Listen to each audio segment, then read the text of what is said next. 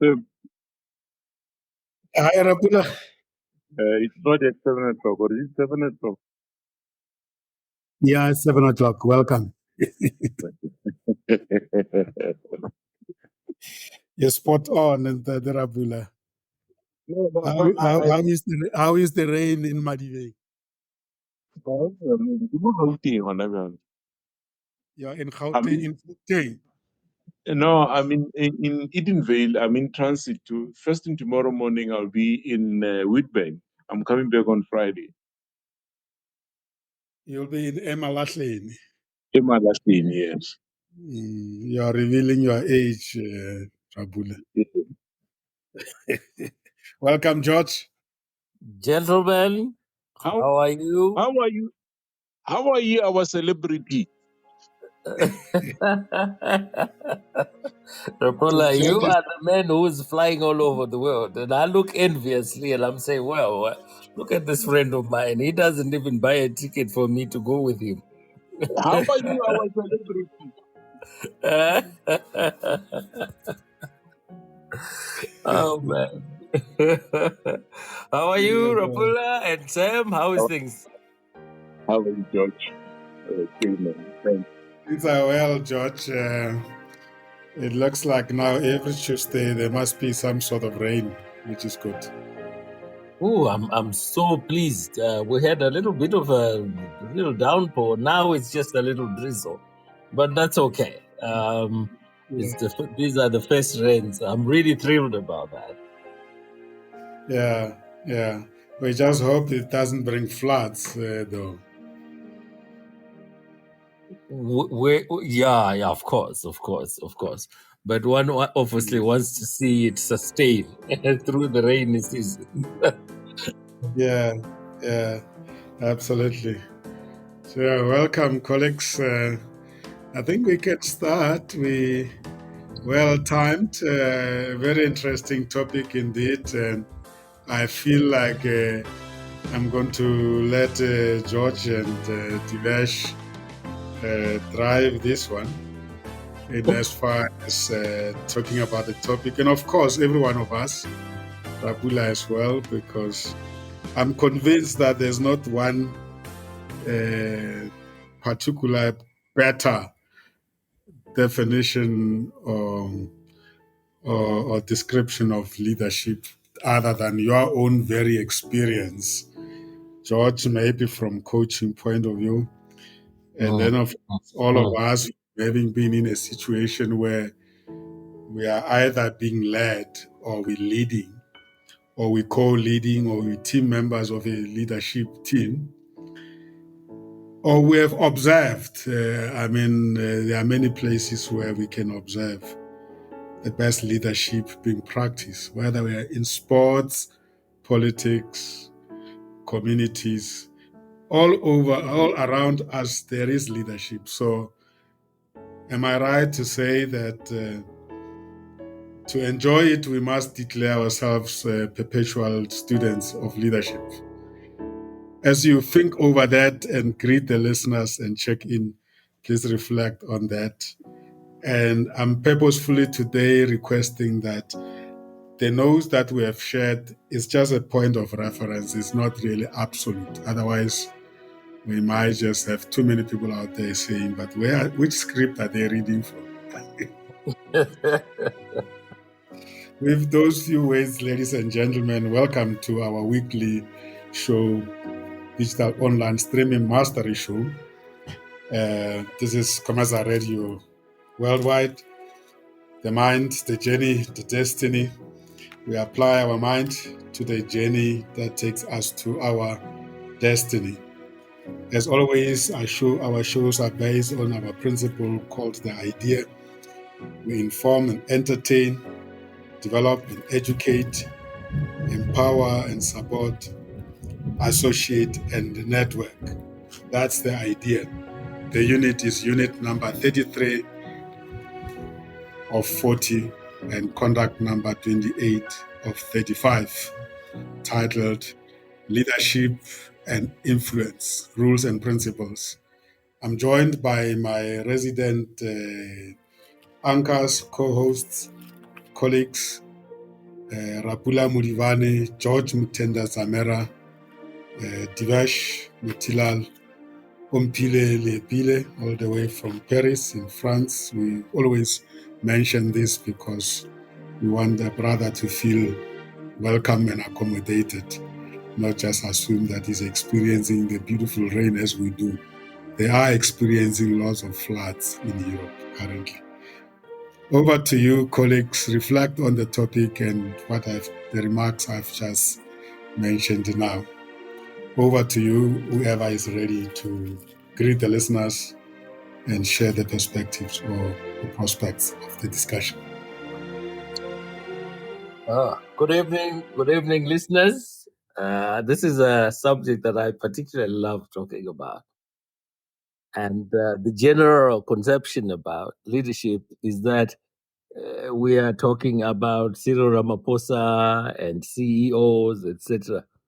But leadership is really much wider than that. This is the lady who runs a little market stall in the township.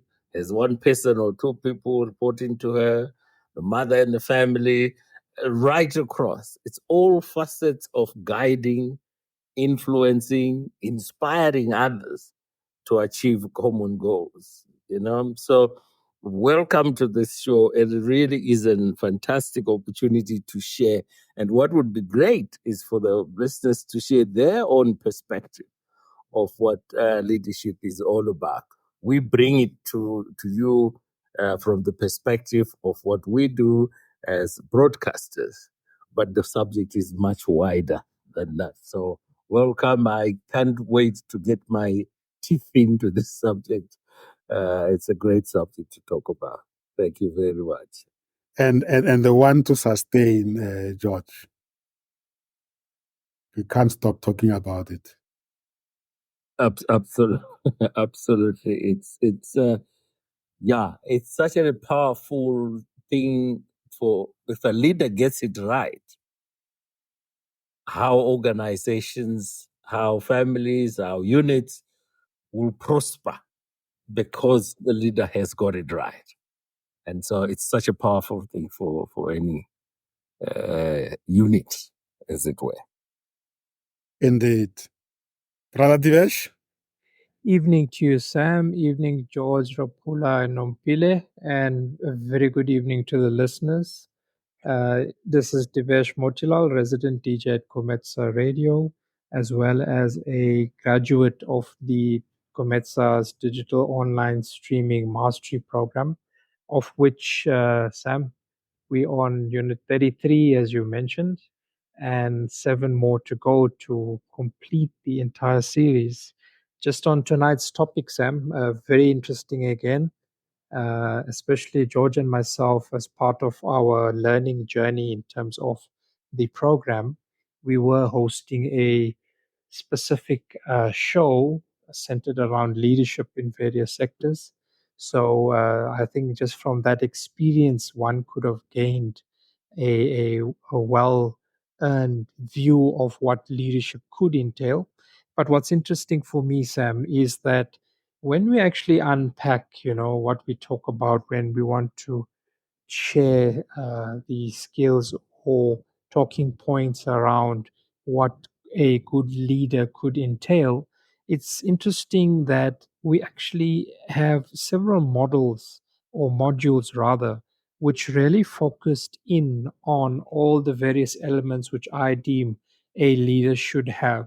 So it's interesting that as we've built up along the modules in the program, they systematically leading up to what a good leader should be. And in the context of digital online streaming, that is imperative. But as we've said in our previous shows, we hope our listeners can also take these skills and knowledge that we share and apply it into their own lives where applicable. Thank you, Sam. Absolutely. I was, as I was preparing for today, very much excited, knowing very well that you and George have got some common perspective from the previous shows you've hosted. and we will want to give you much more time to really come in here and share your expertise from that perspective, but also, of course, as I've said, from our own experiences as people who are led or who have led or have been co-leading. Rabula? Thank you, Sam, and thank you to listeners. My name is Rapula Mudibani, also the contributor to this program, and also learning as we come. I think today, Sam and George and Dev, Divesh and Umpile, I'm going to be a follower today because for the leaders on the studio who's going to teach me about leadership. So I need to leave this show tonight being inspired and motivated. And I know George will do it to the best of his ability, including Divesh. Thank you, guys. Indeed, leaders are as good as the followers. Absolutely. These are the two sides of the same coin. Umpile, welcome. We are experiencing beautiful, let me not say beautiful because it's starting to rain now, but I hear some thunderstorm. But we are just happy that the heavens are opening up. Welcome, if you can hear us all the way from Europe. Yes, that the same.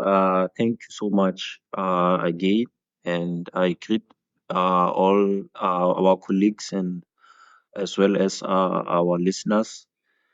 It is also a great, time to be here. I've been having some connectivity issues, but yes, this side we have good cold weathers, I would say, and some other areas such as Portugal and others were experiencing floods. I feel like it happened in KZN.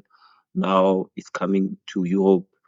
So we have some, I think, some problems with the weathers and climate changing situation. But to move into the topic of today, I'm very interested in the topic, and I first I didn't used to understand what leadership means, but during the course of when I was still young, but I've got to realize actually what it means, but I don't know much. So that is why that I'm very interested in learning more today about the topic, as Ntate Rapula mentioned, that I'll be joining him in terms of listening more and gaining more about what leadership is. But one thing I would like to mention is that everywhere there is a good leader, there will always be success. So that's something that I've reflected on and I've seen in most of the things that I've read and that I've seen. Thank you. Wonderful. Welcome back. I'm glad you resolved your connectivity issues. You now can fully participate and learn and contribute. Yeah, let's start with the conversation by just looking at some of the objectives. But I think for me, the key objective is the understanding, or should I say, common or more aligned understanding of leadership, its role in impact, and why the saying that everything starts, rise, and falls on leadership. And of course, in the context of what we are doing in this particular unit, we're looking at you leading your show or your program or your platform, not assuming that it's just a communication medium, but you are actually running a project or a program that needs to be led, and these principles will apply. So let's look at leadership and then look at influence, why it's important to set the framework or the rules, as we call it, and then, of course, principles, which are basically what you believe in, or the values. Yeah, that's a little bit of a broad framework, but let's go for it and give us that experience when you were inviting various leaders to come into the show.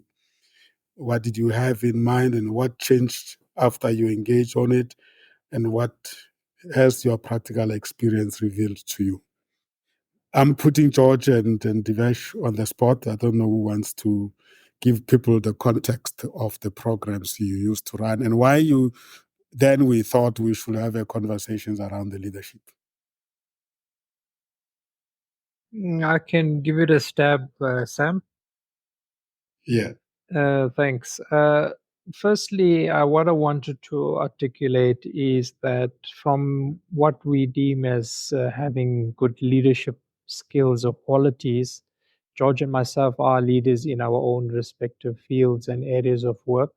However, for purposes of our online show, which we were hosting, we wanted to look for leaders in specific industries. For example, the industries that were hot topics at the time, and probably even so now, was, for example, the electricity industry.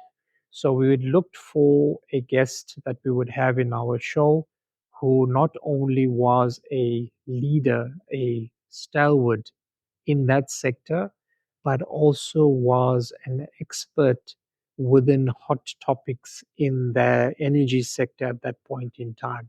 So we had outlined as well what we deemed to be a leader, the qualities that we would expect that would resonate not only with the listeners, but also inspire the listeners.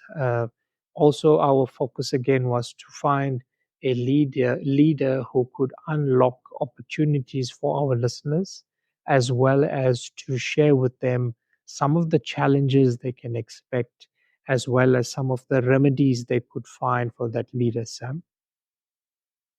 Mm, mm. So you were looking for somebody who will not just talk around leadership, but will address specifics in the sector, but also give advice as if he is mentoring the listeners, as you said. You wanted them to share their expertise and the challenges and how leadership solves such challenges. Indeed, Sam. And sorry, go ahead, Sam. Yeah, and the question was. The question I wanted to ask is, did it matter in terms of the theory of the definition of leadership, or you were just really wanting to get the experience that they will share with us? Well, indeed, the theories of leadership, the theories of expertise, the strategies that people will normally articulate from a leadership perspective was very important, because we as guests or anchors and hosts of the show needed to have a mechanism in terms of how we go about selecting the guest that will come onto a show which focused on leadership, so that also other guests that we selected in the future would also have a certain level of standard in terms of who we as the show would propose as leaders. And of course, the standards which we were selecting to measure our guests against in terms of their leadership expertise in society in that sector is also something that we would also like our listeners out there to be able to understand why we have that guest as a leader, and why is it that guest should be listened to in terms of them wanting to absorb the content that they're providing. So yes, indeed, that mechanisms of measuring the qualities of leadership were very important. Beautiful. George? Right. Yeah. So 100% what Davis has said. And we're looking obviously at the individual's ability to, does he have a vision, to set a vision? And so it was his ability then, I have a vision.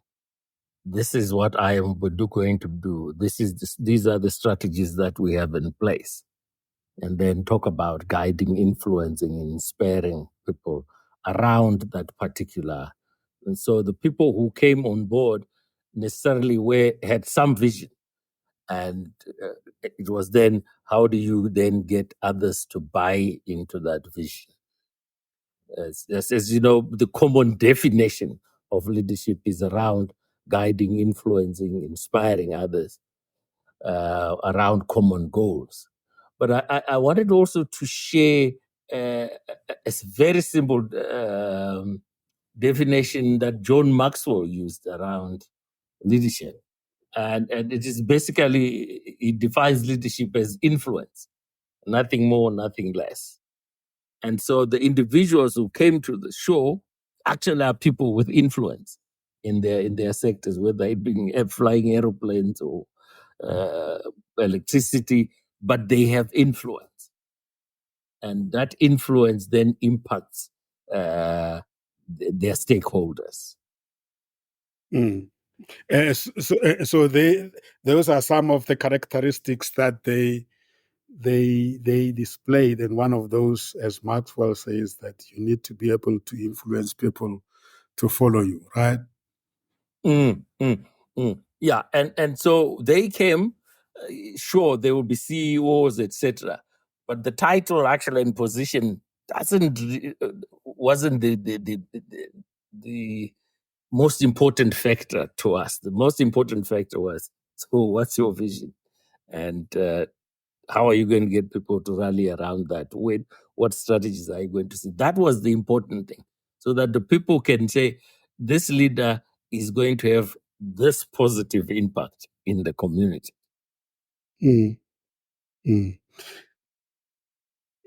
Has leadership, based now on what you have experienced generally, has leadership changed or remained the same, but the context changed? What has changed? Is leadership change, or is the context that has changed when you look at it historically? I can jump in there, Sam. Can I just quote one?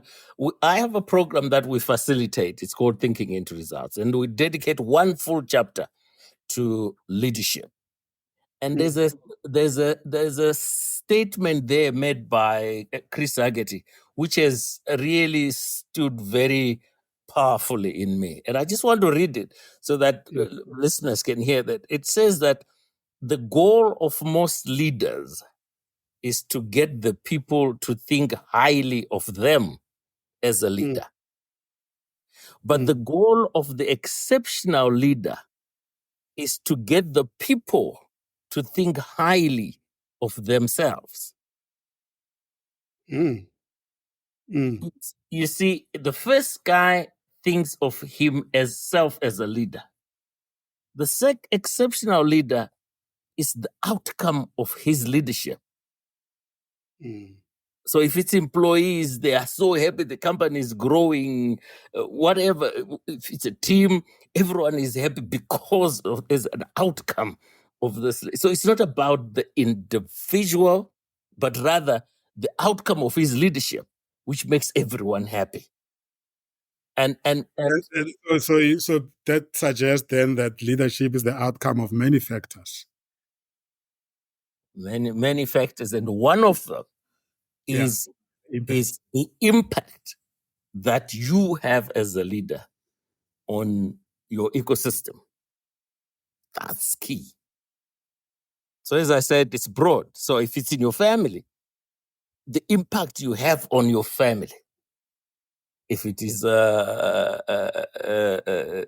company, the impact you have on your stakeholders, your employees, your customers, etc., the impact you have because of your vision.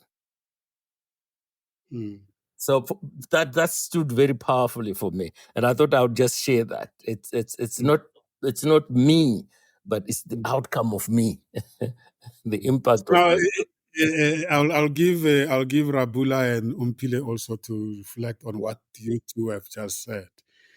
But if leadership then is a subject that can be taught or it can be learned, like you will learn any other subject, you'll be given certain rules or formulas if it was mathematics.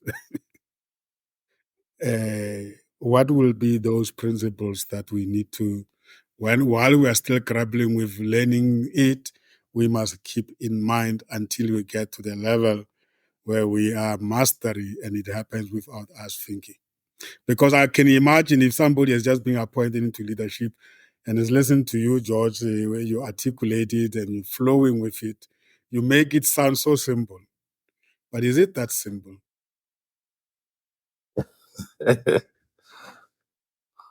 Well, let me give the other guys an opportunity to comment on it.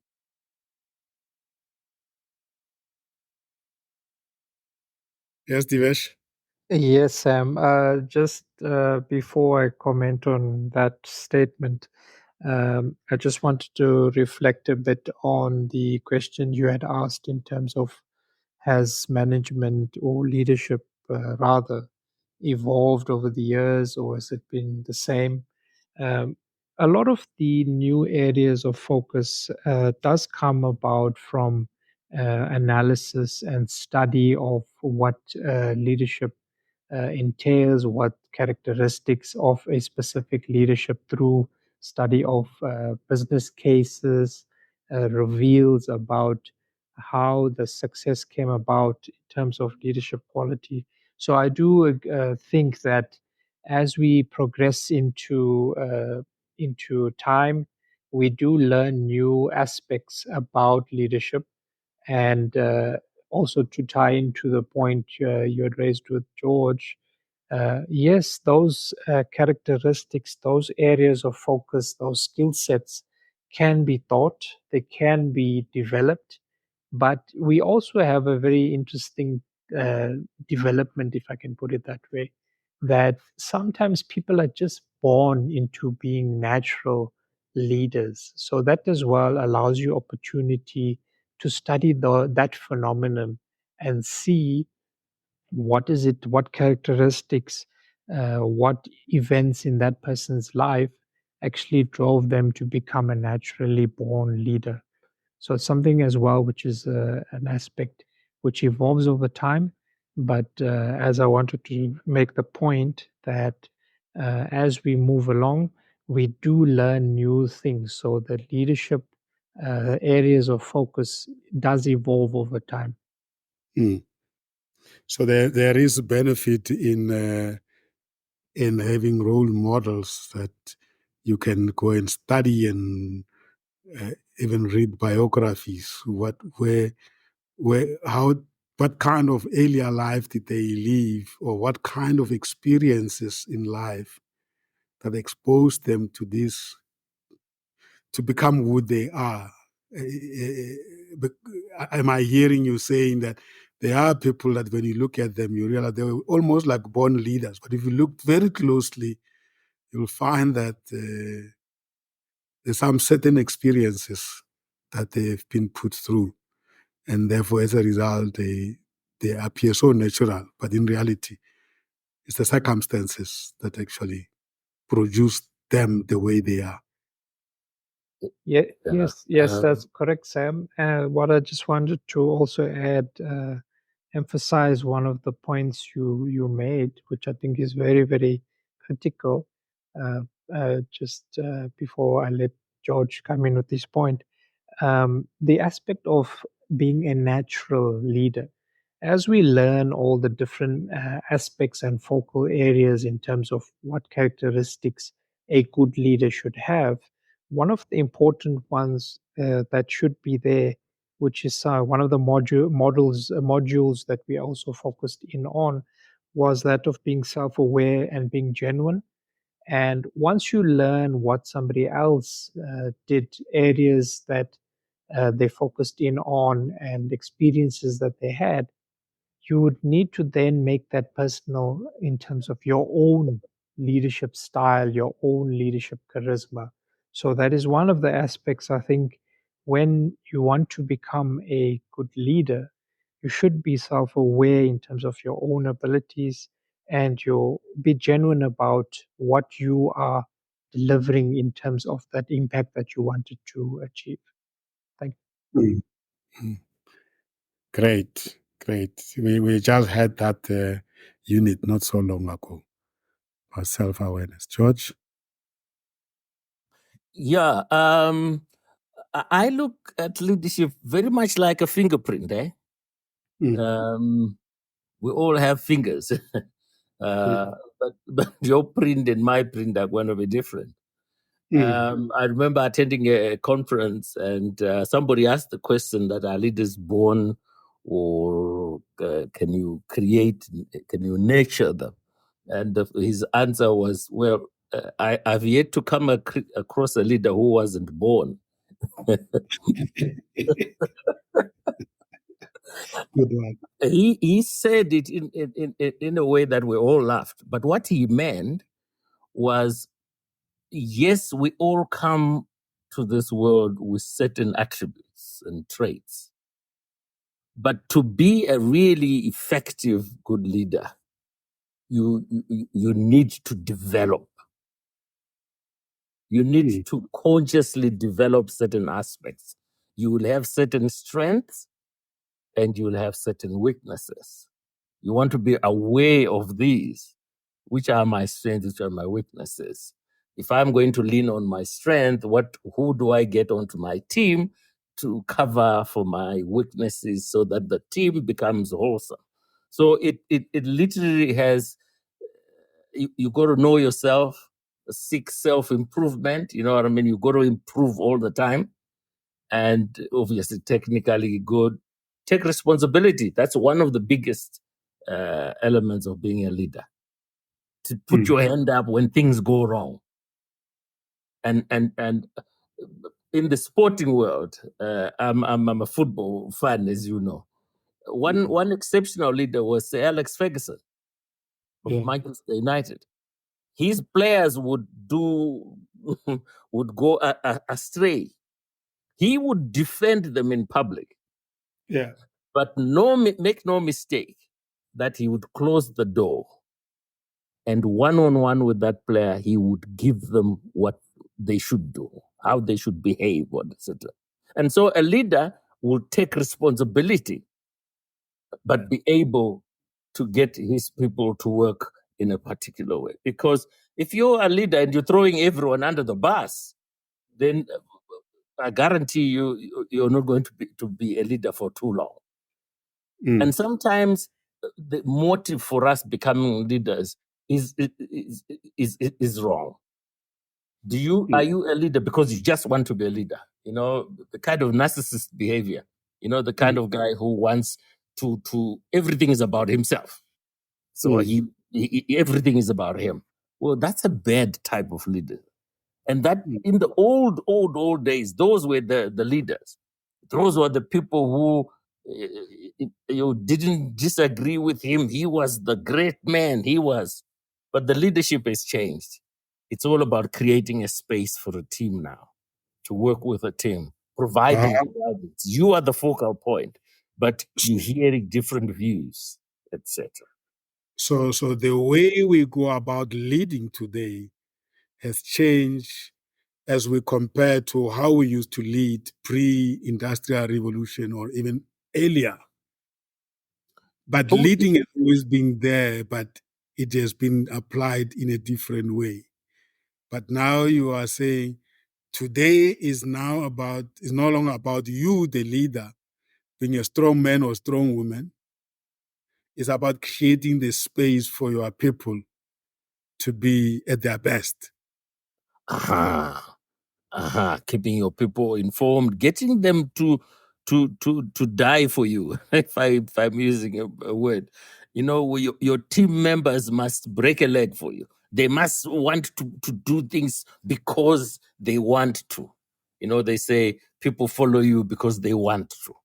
It's not about position. It's about we are a team and this is our leader. We believe in his vision. We trust him. And, you know, trust is so big in leadership. If your team doesn't trust you, you aren't going to last very, very long. They must trust that if we do this and if I get it wrong, my leader will point it out, but we will move on. He's not going to throw you under the bus. He's not going to, and that's huge. Whereas in the old leader was the Iron Man or the Iron Lady. You got it wrong, your head was gone. Now it's all about creating a space where they call it psychological safety, where the team members have psychological safety. They can make mistakes, but they will work hard to ensure everything comes right. I saw Mpile wanted to make reflections there. Yes, thank you. At the same, I do agree with what Divesh and also at the John says. I think for me, what also like I would say first I agree that leaders should be people who are able to empower other people. It shouldn't be about only like someone who's self-centered, but a true leader actually creates other leaders, which I believe both George and Divesh spoke about it.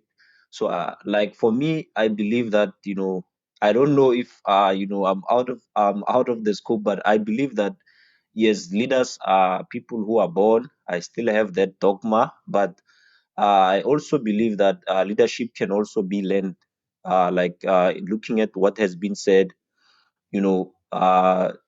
leaders are like we say, leaders are people who empower others. So in order for people to be leaders, I believe that everyone who can say that they are a leader, most of the time they were empowered by another leader in the sense of making sure that they're getting a proper mentoring, coaching, as well as mind shift. Because I'm a person who reads the Bible a lot, and I see most of the people who were leaders, most of them, some way, somehow, if you look at Moses, how he grew up in a sense where he was mostly from a younghood, like a childhood. He was mentored in being a leader, but he was unconscious that he was being mentored because he grew up in a palace. And those are the things that I believe that a leaders, sometimes, yes, others might not be leaders, but in terms in general, I believe that everyone is a leader, but there are those ones that are more exceptional, and I believe that everyone is a leader in the sense that if they get proper empowerment from a leader, they can be do very well, even more than the leader who provide training for them. So that's something maybe I took from about the conversation that we're having. Beautiful.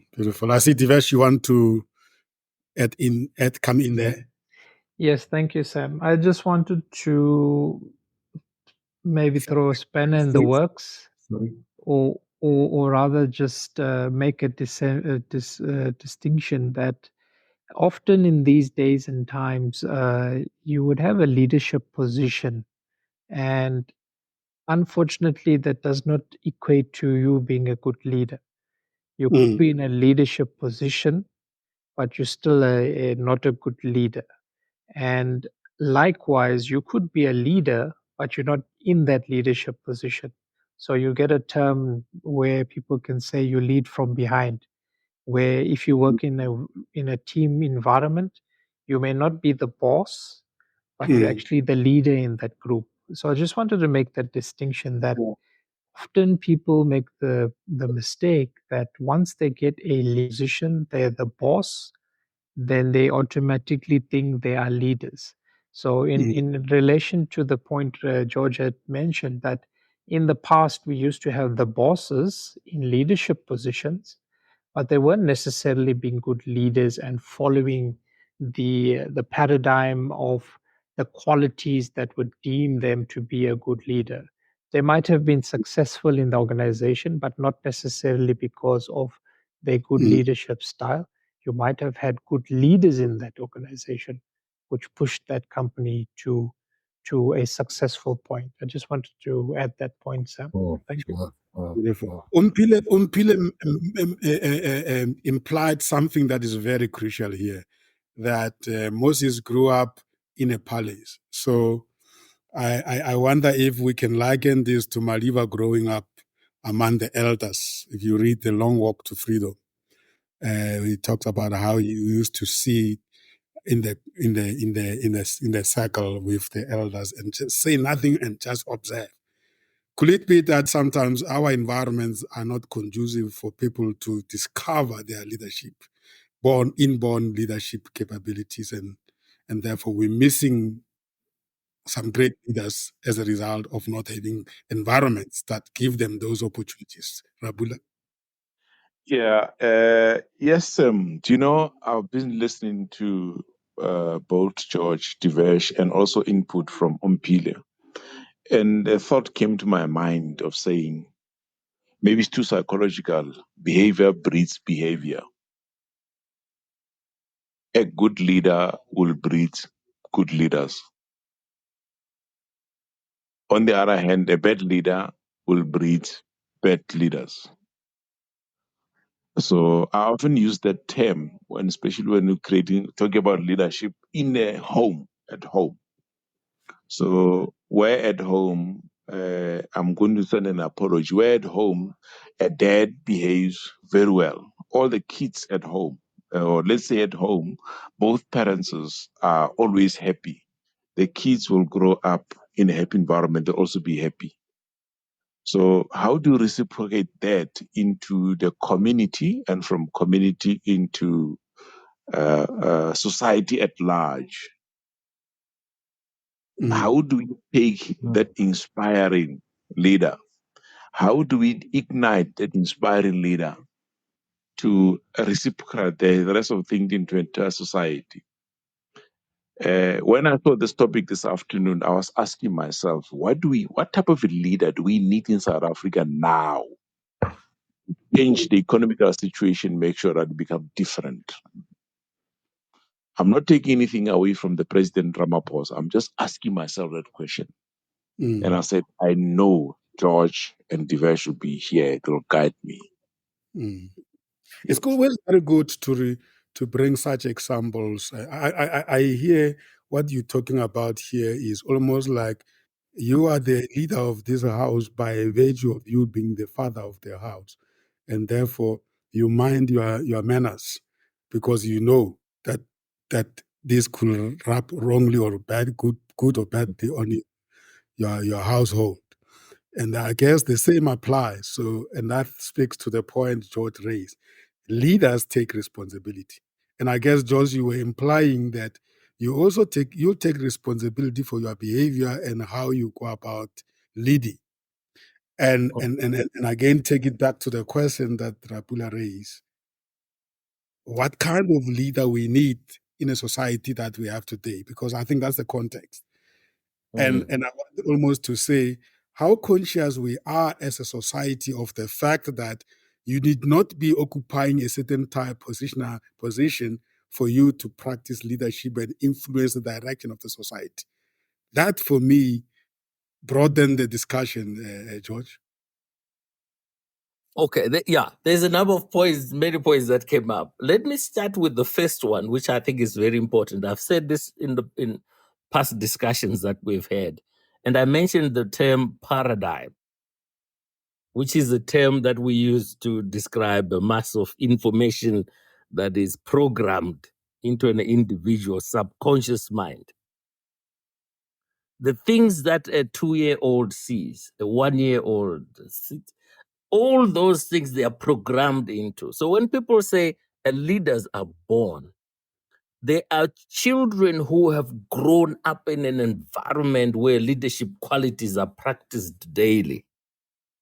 They will become good leaders. And they are children who have grown up where everything negative about leadership is practiced. They are more likely to be bad leaders. But that doesn't say it's immutable. As they grow, you can choose to say, this is what I want, and then model yourself around somebody. And then this is where the study comes in. You are now reading to say, this leader who I admire, this is what he went through. These are the things that he chose to do, and I will choose to do the same. And so you nurture yourself into a leader. And now I will take that, George, and bring this closer to a researched web or academia. Because now you hear people say that these are nice experiences and the principles we grow with. But now there's this contestation for trying to come closer to actually defining it in a way that you could almost say that if a leader is that good as George has described, they must possess or respect or honor the following principles. And if these principles are not in, I'm talking more than leadership now, let's say business, company, talking about know yourself, you mentioned that, and you're talking about know your team members and keep your team informed. George, you said that. Communicate, So because those leaders that just evolve by learning, they would just do it. But if you want them, take that template and give it to somebody, and you have not defined it with this, then without other people seeing this person in action, they will not be able to become like that person. And that's what I find it makes leadership difficult, because you get appointed and then you get given script. Try to be this, then you'll be a good leader. Yeah, well, I think the point there, when you're training people who have gotten into leadership positions, you are saying this is best practice. But like the fingerprint, they will bring something from their own self. This is the paradigm now that they bring into the party. So the principles are there as guidance, but each good leader will have something absolutely unique. I mean, whether it's Madiba or whoever you're talking of, they will have something that nobody else can have. And I remember way back, I think it was 2000 or something. I can't remember. I know there was a COC conference here in South Africa, an international COC conference, and Madiba came in as a guest, and he walked into the room, and there were senior leaders from all over the world, and everybody, without exception, stood up. You see, now that type of leadership, you don't go and read about at the university, because he has it as he walks into the room. Everybody, without being told, you get up and you understand what I'm saying. So there's that's in him. But if you are going to copy him, you will say, what did he do to get that? He brought trust, etc., etc., etc. It's something then you set as a goal. But he brings that with him because that's him. But there are other aspects that he will have to find elsewhere to make him composite, as it were. Yeah, that's level 5 leadership, as John Maxwell describes it, where people follow you for who you are. Absolutely. You have evolved. Can the circumstances or situations breed leaders? You hear people saying that sometimes we don't know who's to lead us, and somebody just evolved from somewhere. They meet their Damascus moment, and then they discover that they have it because they had no choice. They had to lead. Almost like the story of Moses and Joshua, if I refer to the Bible. Trapula, please take Nekereke, I was asking the same question. Where does the Hoshi?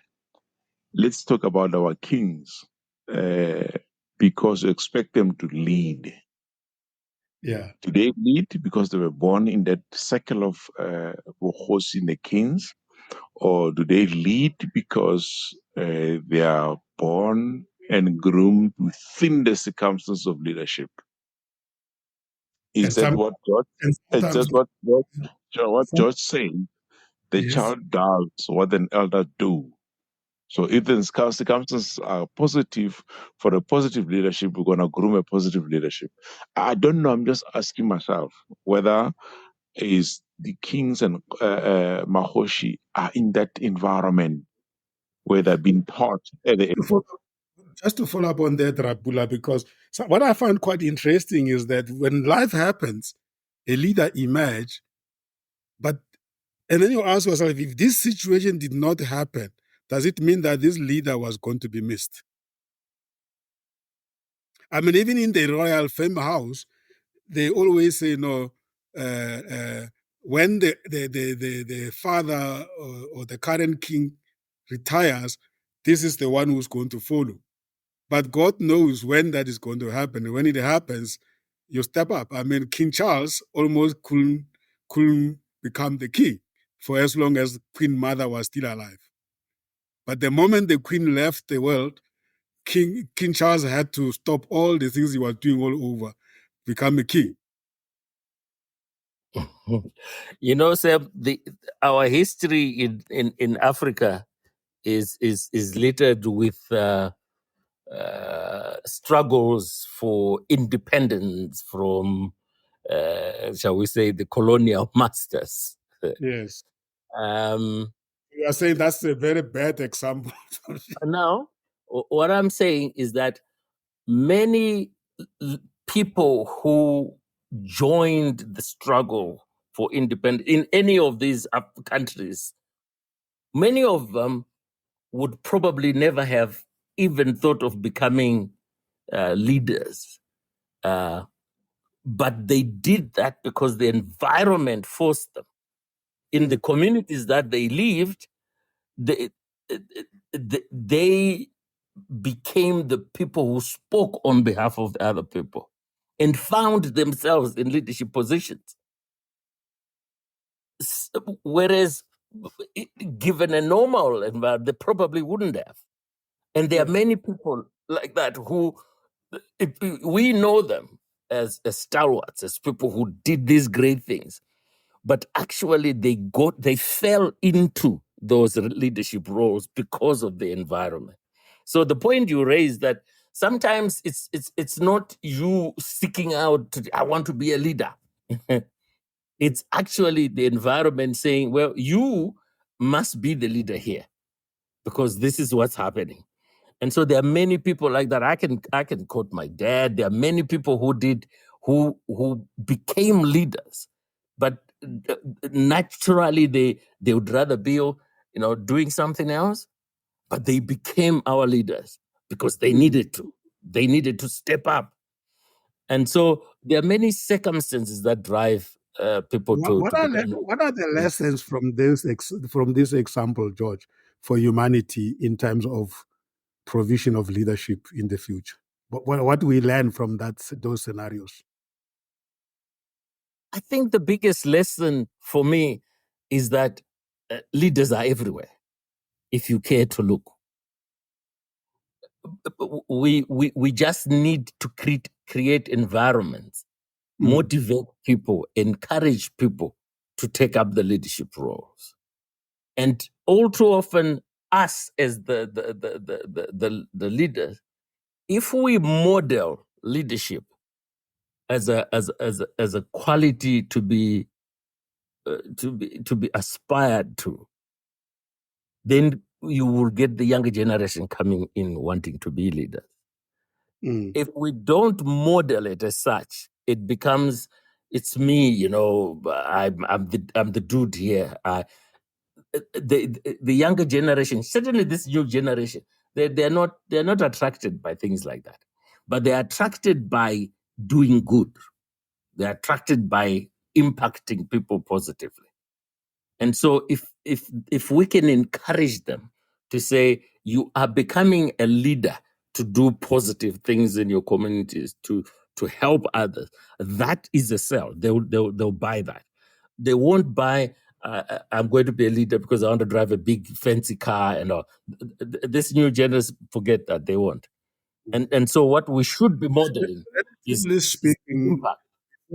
Relatively speaking, before 1994, many of us will have never even come closer to thinking that one day we could be leaders in a country like South Africa.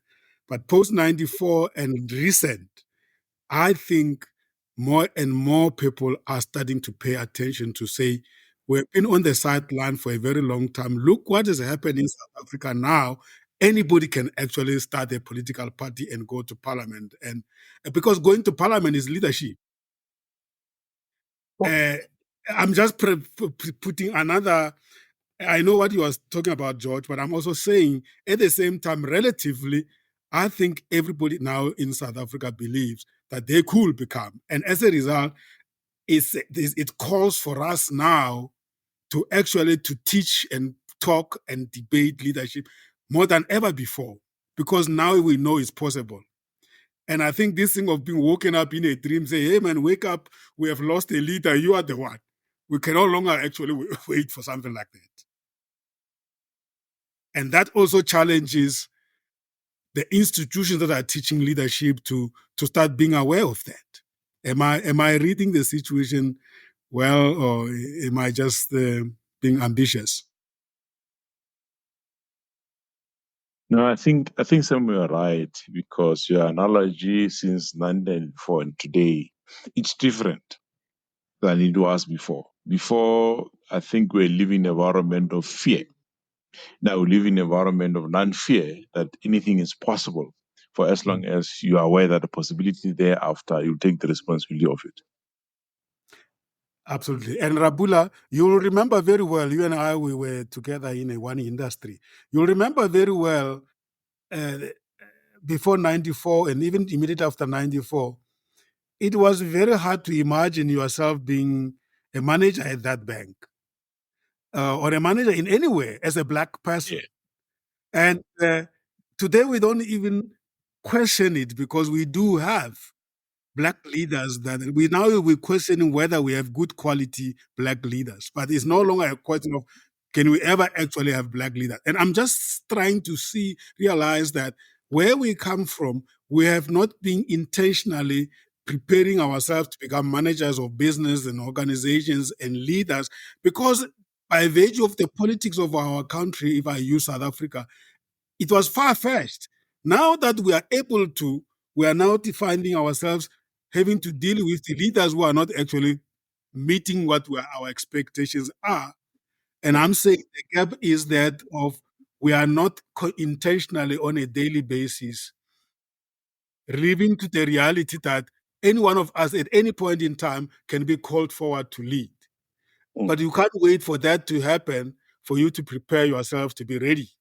And therefore, that makes the subject of leadership even more crucial and more important than ever.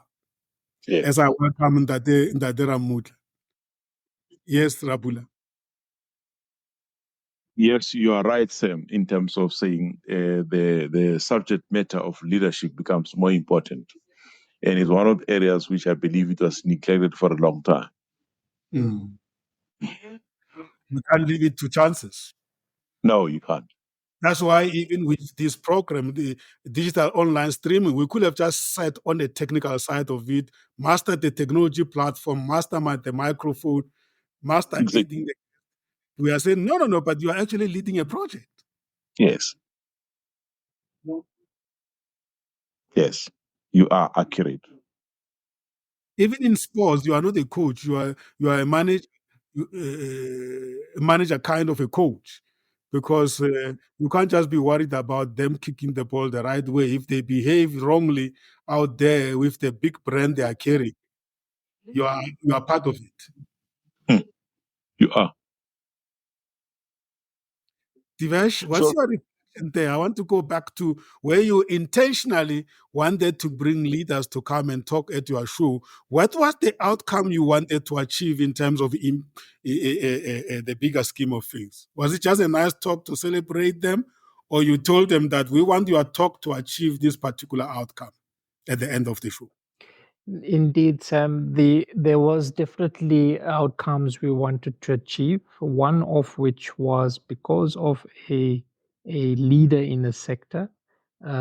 It helped us to even promote our own show, because their followers would be interested in actually getting the content that we were producing. So it helped us in terms of promotion of the show. And two, it helped them as well for us to showcase them as a leader in that sector. And then three, what was important was We wanted quality content and reputable advice and lessons from a actual leader that we could share with our listeners. And we specifically picked sectors which had good opportunities for people to be part of the sector from an economic perspective, from a perspective of being able to study into that sector. It was also something that we would like to have inspired our listeners. So there was a multi-pronged approach, and this led to the one of the important factors which George had raised is that leaders are there. A good leader, by the way, inspires others, inspires those around him to be better than even him, not necessarily only aspire to being him, but to be the best that those people can be.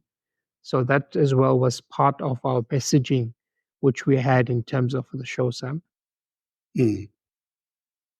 Beautiful, beautiful. I'm glad because there you already actually you have leaders you are bringing up onto the show so that others can look up to them and hear them telling their story, how they became who they are, and how we can benefit from that. George? Mm. Yes, well, Sam, it's all very well when we talk about the principles and qualities, etc. And it's quite another when you actually get a leader who's out there doing something. He will bring a certain strength, and the audience can say, "Oh yeah, he's good at visioning. He is good at." But he's a real life person, as opposed to concepts and theories. And I think there's many of them here in South Africa. It's just a question of ensuring you get the right type of person, and you create a show that's sustainable. But there are many leaders who will be good models, good examples for others to follow. Mm. And in South Africa, because we are a young democracy and young economy in terms of the context, so many of our leaders were created by circumstances, if I may say so, and they led situationally. And I'm longing for the day where we can actually not respond to circumstances, to situations, but we can create situations because we are taking the lead. We're not just following the world. And you spoke to this, George, very much at the beginning when you were talking about the vision, because what I heard you saying was that you can imagine the future as a leader, not just solve the problems that the company already finds itself in.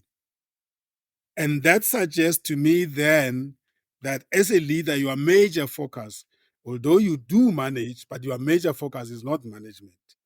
Your major focus is to create the future, to anticipate the future, to sell that future and make sure that everybody believe in it, and then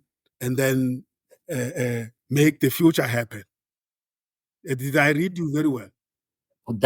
That's huge. That's when Devish was talking about the leaders we brought in, the issue around vision, about what will be happening in the next 5 years, 10 years in this industry, in 20 years. What do they see? That's your leader. He brings that vision in and gets people to buy into that. He might not have the detail of how do we actually get here in 15 years, but he sets it and gets the buy-in of a team of people who will walk and run with him towards that vision. That's your role as a leader.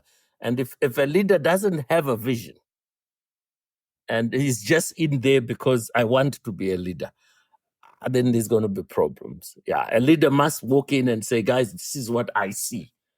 And sometimes your team might even disagree with you. They might not, but you must see beyond.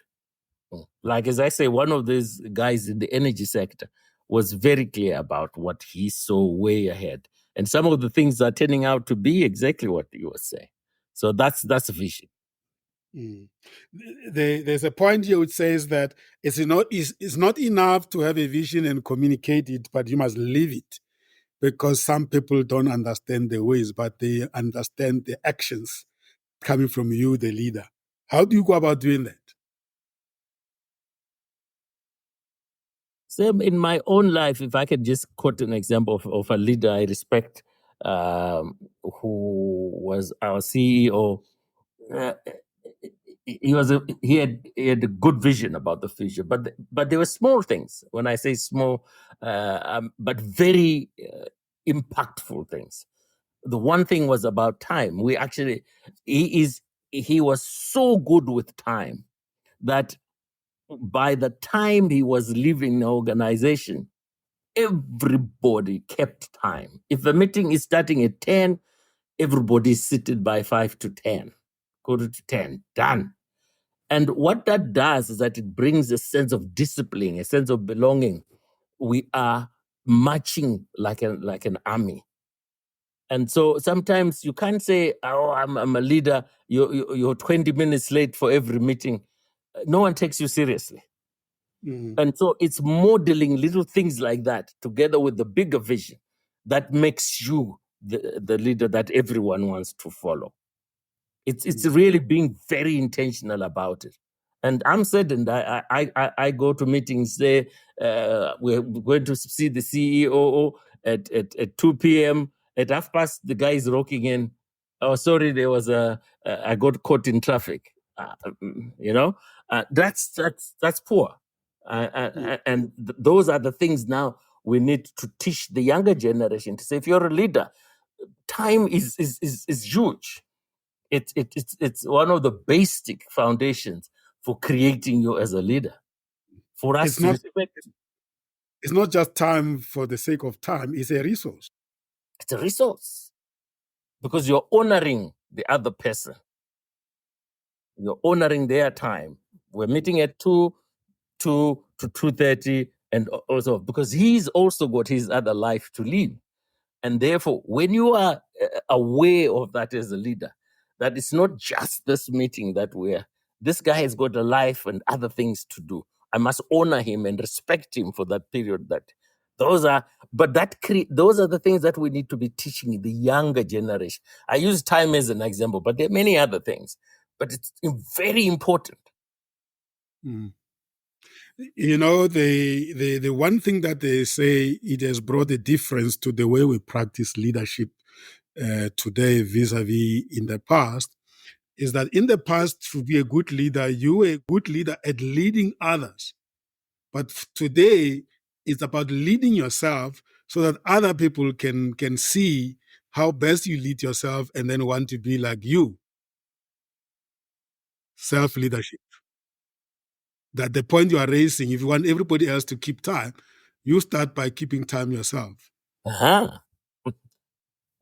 I mean, self leadership that's so. If people around you look at you and say, "This is the model to follow," then your team will succeed. This is the model to follow. No longer have the luxury of being the boss and watching everybody else whether they are leading, they are following well.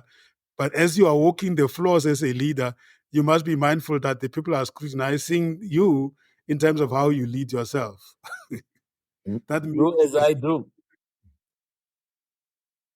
It's now do as I do, not do as I say. People will see what you're doing, and with this social media now, man, yeah, it's become very restrictive for leaders. In a way, toxic, I must say. But it is what it is. If you're going to be a leader, then you must walk the talk. So then I assume then, George and Rabula, that also challenges you guys who are coaches and mentors in terms of how you must then mentor and coach for leadership. The script has changed. It's definitely evolving, Sam. Change is another term we can use, but it's evolving. A leader of yesterday, a leader of today is two different leaders. but it could be the same person, but it should be two different leaders. If you don't apply the latest evolution at the back of your mind at all the times, you'll be left sort of wondering whether you're a leader or a follower. And also followers also do have to, if they do also evolve. So leadership is not static; it's moving. So it's more like the industrial revolution coming in. Leadership is in the same space. George, how do you hold your current leader coaches accountable to these things? Okay, in coaching, really one of the things that I emphasize is an effective leader must be an intelligent follower. And what do I mean by that? You must have the capacity to follow in circumstances where you must follow. So if you're the CEO and we are talking investing in AI, well, you must follow the IT director. He's the one who knows. So you are a follower in that respect. A bad leader is one who knows everything.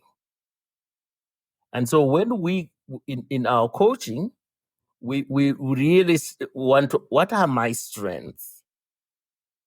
You must use your strength, maximize your strength as you lead your team.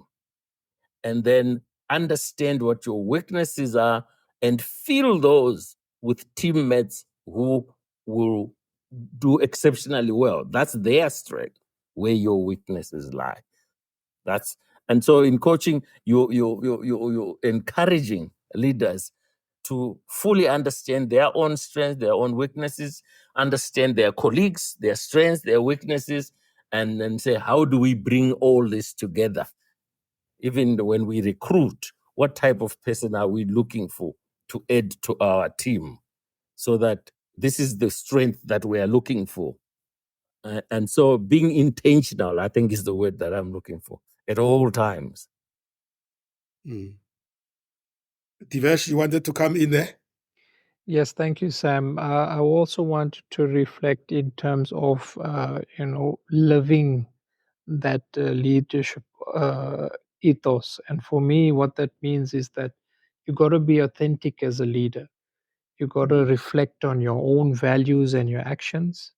And if you face a challenge within your team or your organization, you got to be transparent about the situation, admit to what you don't know, and then ask your team. As George articulated, you got to not be perfect, but you have to be authentic in terms of the leadership that you want to instill, and be real, be consistent, and then true to your own values. So these are also aspects which we have raised in other evenings that we've spoken of. And to that authenticity, I would also say that, as Rapula and George had mentioned, in terms of being abreast of what's the latest and the greatest principles of what good leadership is about. Our last show that we had hosted, in terms of being socially intelligent, being socially connected, that is one of the areas I think which is new, which also adds towards being what is a good leader these days. Being socially intelligent is about also being authentic within your leadership style. Thank you, Sam.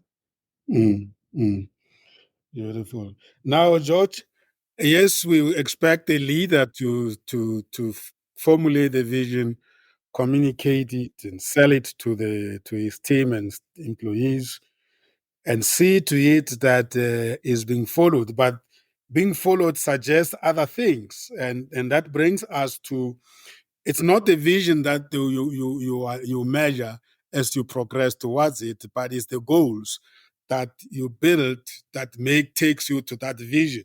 And that brings me to your favorite subject, George, smart goals.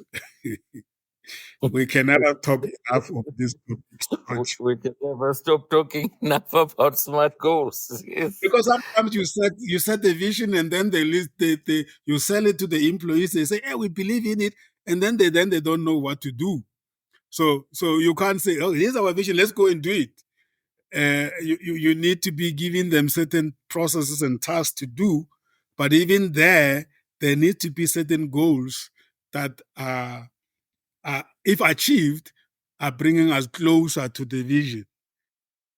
And this model or SMART goals, which everybody talks about, that sometimes for certain functions and processes in business, it's very difficult to subject them to the SMART goal, especially those of us who are coming from functions which are called support functions. Finance is easy. You either meet the budget or not.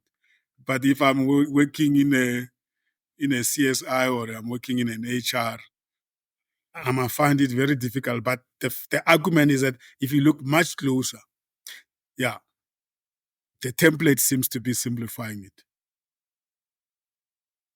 Yeah, well, good leaders set clear goals. They're very clear. This is where we are going, guys. And team members then populate in terms of what's my role in getting to this goal, to this goal that we have set. And I think what I found also myself as part of a team is I found that good leaders don't necessarily panic when things are going bad.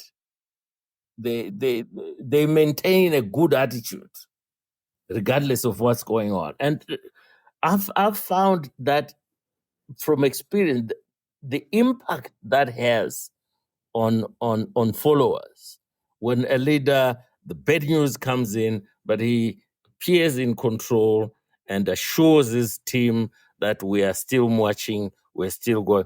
That's huge for followers. So from my own experience, if you're a leader, if you're able to do that, to be able to take the punch as the leader and assure the team that this is where we're going, etc. Don't let panic set in, because once that panic sets in, then we are likely to achieve the goals that we set ourselves. It's not easy. Yeah, the wheels will go off. But I want to take you back to that goal setting. You say good leaders set good goals. Do they set goals or do they facilitate the setting of goals by the team? Well, they cast a vision. So the leader casts a vision. This is where we want to be a $1 trillion business by year so and so and so. Then the individual team members will sit in a strategic workshop. You now decide these are the goals. To achieve that vision, these are the things we need to do. Goal number 1, goal number 2, goal number 3. Make sure it's clear. Everybody understand their role within it. And so a good leader, even after the strat planning, will sit with individuals to say, yes, this is what we came up. Share with me how you see your role. And so the individual will say, this is how I see it, this da, da, da, da, da. If there's some confusion, clear it and then move. It's about the clarity. It's really about the clarity of the role. And if there's something else I must say, which is very, very common, which is not really around goals, but around a respect for a leader. You see, if I am an intelligent follower hoping one day to be the leader, I shouldn't be going around in every office undermining, saying bad things about my leader. Why? Because I am setting a precedent. I'm developing a culture. So even when I do get into that place, those behind me will say, this is how we operate here. So a guy who's hoping to be the leader for tomorrow, the one thing he doesn't do is to go into that petty stuff. He is if there's a reason to criticize, the reasons are put clear, everything is clear. As opposed to, you understand, this daggers and backstabbing. It's really not good if you're going to be a good leader. You can be a leader. But I'm not saying you can't be a leader. But we are talking here today about a good leader who is the exceptional leader who makes people happy. That's the guy we're talking about. And he won't indulge in that. Do we agree, George, that if I like using the word being the students of leadership, perpetual students of leadership, which means that you see theory, you learn the theory of leadership, and then you become observant and you watch people trying very hard to lead. And sometimes you do feel sorry for people when you see that they are really having a struggle for one reason or another. Will that be a very interesting behavior to be shown by all of us with interest in observing among the society, the industry, the economy, leaders who mean good, but who really just don't get it and really need help? And why? And following to what you have said, why then is it very difficult sometimes to reach out to those people to say, my brother or my sister, I really can see that you have your heart at the right place. You mean good for this organization, but I can see you are struggling. I need to really to volunteer myself to help, or I need to help, and this is what it will cost you. Secondly, why is it that leaders are always left alone to fend for themselves, and we, the subordinates or the followers and team members, we go and enjoy lunch and coffee. We are talking about how struggling they are. And we wait for them to be fired. And then we say, we saw it coming. Is there something wrong among us, people in general, not to see leaders as part of us? Or is it leaders themselves not inviting us in the space? And what needs to change? Anyone can comment on that. I'm just sharing my perspective there.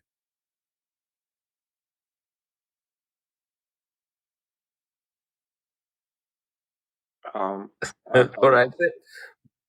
Go, Rapula. Go. But I want us to talk about the practicalities if we are to help our society, because it's one thing to talk nice about these things, but why don't we step up and help leaders when they are actually blind spotted, when they're having a blind spot and just keep on trying hard wrongly? Umpile?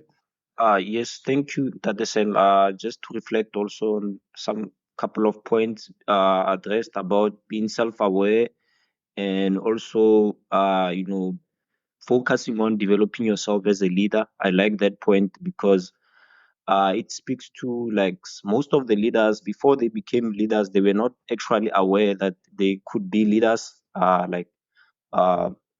we have mentioned. So most of the time, most of the leaders did not actually know that they will be leaders maybe in their future. But it's something that I like, that leaders have to be first be self-aware and also be able to develop themselves. So it goes in a chain of maybe being self-aware. After being self-aware, we can be able to manage maybe small group of people, and then it goes maybe to managing an organization and maybe a country or something like that. And I also like the thing about vision. All leaders have to have at least something that would lead them to what should be achieved. So setting clarity in terms of vision, but sometimes the vision, to achieve the vision, is very difficult. So I like the point that you have to be, as a leader, even if things are happening, you have to be calm and not panic. But in terms of what you are saying, I think leadership comes with a lot of responsibilities, especially people. Some people don't want to be leaders because they are mostly afraid of taking the leadership responsibilities, because as much as maybe it's so nice, maybe we look at it from afar. Like, for example, I asked a lot of people, would you want to be a president? They would say, I rather be a deputy, or I rather be a minister. I just want to live a quiet life. So it shows that people are actually really conscious of what are the responsibilities, especially talking about panicking and being calm. When things go wrong, as a leader, like what Ntate George has said regarding panicking and calm. So some people are not courageous to deal with those type of things. So That's why most of the time we rather, maybe people rather look at leaders and not to be part of that. So I think maybe that's something I can contribute. Wow, mouthful. So, well, thank you so much. That's really very great reflection there, Ompile. I'm really, I love that. I love that because you are indeed right. People need to know before they just find themselves. And then to add to that point, colleagues, is it because we appoint individuals, not collective leaders? Or is there no such a thing? No, is there one leader really out of his own magical way that can lead us as a collective? Why do we single-handedly say a new CEO is appointed? Wow, he's so great, he's so beautiful, everybody's interested in that person. We totally even forget about the type of a team he's going to lead. And then when he then started, then he realized, oh, these people were talking like as if I'm the one who's going to do the job. There's nobody here to help me. Is it because of the way we single out this position, we glorify it, we make it so great, we even forget that no, but this person is not going to be just an individual. Why don't people say that we are looking for a leader who can lead this kind of a team or who can put this kind of a team? And therefore, when we found that leader, we need to celebrate this leader with the team. But we celebrate the leader and then say, go and lead. And when things don't happen, and then you say, I don't have a team, we said, you should have put the team together. But we never worry about it. And that hence you'll have the problem of Man United, George, as a fan. Last time they had a great leader was when they had the coach you mentioned. But yeah, Sam, that's what the role of coaches in a way, to help leaders understand that their role is not the individual. It's a team. And so the new leaders now will have team workshops to understand individual strengths and weaknesses. How do we leverage that? And when the leader is speaking, he's speaking as we doing this, we are doing this, we are achieving this, we're falling short here. It's a we as opposed to I. Whereas in the old days, it was I doing this. Now, if you listen very clearly to most of these leaders now, it's always we're doing this. And that's where the role of coaches coming in to say, you're not an island, you need to work with us. But despite that, yes, it's lonely at the top, as they say. And therefore, as coaches, we create a space for the leader to think aloud. And then how we help in who can work with you in this area to get this to happen. And so they bring in people. The most successful leaders have got good teams. There's absolutely no question about that. You will never be a very successful leader and everything is you. And so once you walk in understanding that, then your job is I'm the choir master. I must make sure this guy is playing as a choir master. I'm in charge of the harmony, but the individual voices, the instrument are going to come from these people. And my role is to coordinate that. Beautiful. Colleagues, as I always say, it's time we don't have, otherwise there is a lot to talk about. But thank you so much for the passion with which you tackle this topic. I always say that it's not an easy topic to really talk with authority about it, because there are just so many experts of leadership out there. I hope we got as close as possible to articulate the issues around leadership as anyone will have. So, as part of checking in, I'm going to ask you to reflect on a few things. One of those is what has been brought, what stood out for you from this conversation, or what was confirmed for you? What are you taking away, and what new insights as well, and what will you do different to advance the leadership course? You don't have to answer all of them, but I just want us to reflect a little bit, because I feel that we have really raised some wonderful pertinent issues on which we can build. So let's check out with those reflections. And Tadera Ramulekla, who could not participate in the studio but is listening on a distance, please feel free to send me your WhatsApp checkout. But this has been mouthful. This has been great. Yeah. Let's check out. For me, I will have to firstly thank all the people who have contributed. Today was actually a good session for me, and I would say my mind has eaten good food. So for me, I think what stood out, to be just quick, was more about like I already said, being self-aware, and also development. When we started talking about if the situation makes a leader or not. So maybe you might grow up in a particular situation, as we see maybe Nelson Mandela, we see even David from the Bible, and see that sometimes the circumstances don't really matter, but once a person is being self-aware, they can be actually whatever that they can be. They are more limitless because of understanding, for example, their strength, and focusing more on developing their strength, and then using other people maybe as resources to fit in their weaknesses and to achieve the clear vision. And yes, and also something I like very much was, most leaders would always be, not in a panic mood, but always try to be more calm, because as a leader, they will, like the world in its nature, there's always turmoil. So the leader must not show people that he's scared. Even if he's also scared, he doesn't know what is happening. He must remain calm and not panic. And yeah, going forward, I think people also should stop the stigma of maybe looking at leaders maybe to certain people only, but people should be self-aware that in my own maybe domain, or in my own skills or strength, I can also lead.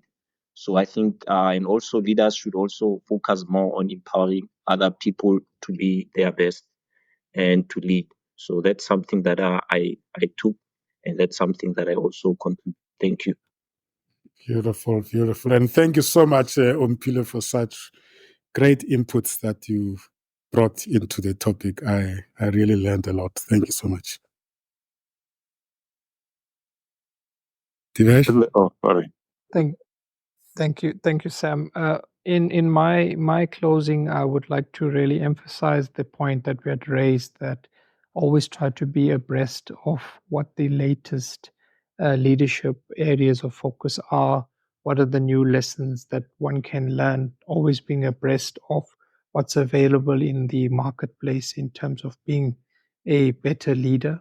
And in the space of digital online streaming, I think being technologically savvy is very important. Knowing what kinds of technologies and platforms are available would help you in terms of your leadership role.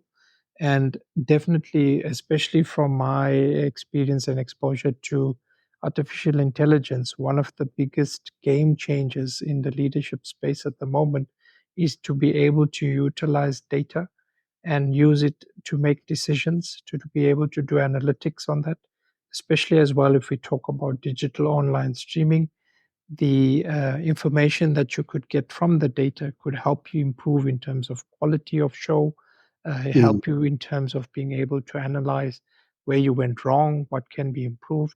And even if you're in the team, if there's data that you generate from every one of your meetings, the AI can actually help you to be able to manage situations in a better way.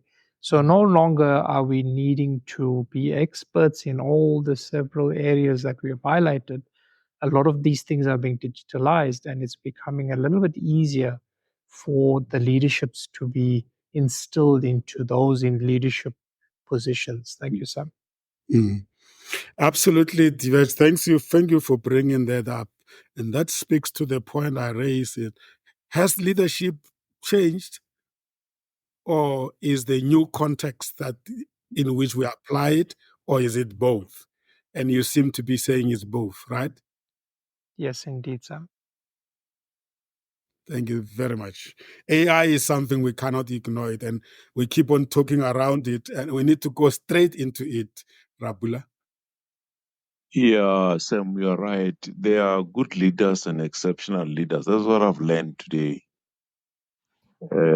Exceptional leaders is influenced by the circumstances or environment which is leading, because it keeps on evolving. The evolution of that leadership keeps that leader to be an exceptional leader. This is my take home on this evening show. Thank you, sir. Beautiful. Thank you. Thank you very much. Yeah. Great show. Thank you very much. It's a very fascinating subject. You could spend weeks talking about leadership. But I think for me, the most important thing is just to say we all are leaders in our own way. And really what separates the very exceptional leaders from everyone else is just the desire to be better at leading. You must want to be better. And therefore you read up, you follow other people, you watch what others are doing. Recently there was a podcast, a quick one on WeWork. WeWork was exceptional when it came about, right? Office space, etc., etc., and poor leadership led to its downfall. Very recent case. And so as leaders, those are the things we should be looking at and say, okay, so what went wrong? How can, if I became a leader in that respect, what are the things that I should avoid? What should I, it's a constant learning. You must want to be the leader. I think you must want to get better and better. So I think for me, the big take home is leadership is special. You are very different. You are an exceptional individual. And you can always get better if you have the desire to get better. Absolutely, absolutely. Wow, thank you so much, George, for valuable insight, especially you and Diva sharing with us where you started with this show on leadership and the practicality that you brought into it. Datara Mutla is still not able to talk, but I'm sure he is following. Yeah, thank you so much, colleagues. This time flies. It's so beautiful. You want to keep it on the same point so that you can cover so many points. But thank you, colleagues. Yeah, that was the unit number 33, conduct 28, and it was about leadership and influence. In particular, relating to our digital online streaming program that you must lead and you must direct. But as we have said, it applies across the board. So next week, we're getting closer to Unit 40. We are holding a show on Unit number 34, Conduct 29, and it's about meetings and briefings management. George and Divesh and Rapula will tell you why briefings management and meetings are so important, especially in this sector, especially for the kind of programs we run, which are human capital development, management, and leadership. We are not bringing experts into our shows to surprise them. And for that reason, holding those briefing meetings, you have to be prepared for them.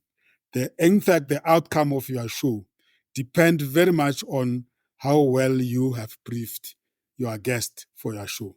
It doesn't mean that develop a script and follow it in the show, but we will know if your guest has been briefed in terms of the objectives you set yourself for the show and for the platform. And therefore, they will tell you this used to be almost the last step before the actual show itself.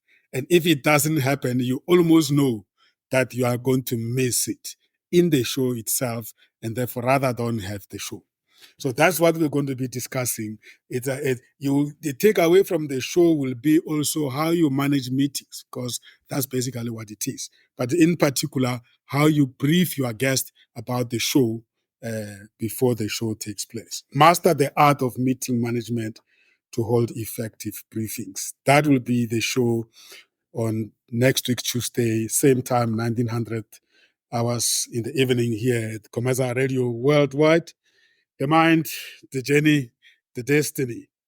We apply our mind to the journey that takes us to our destiny. Our shows are based on the principle we call the idea.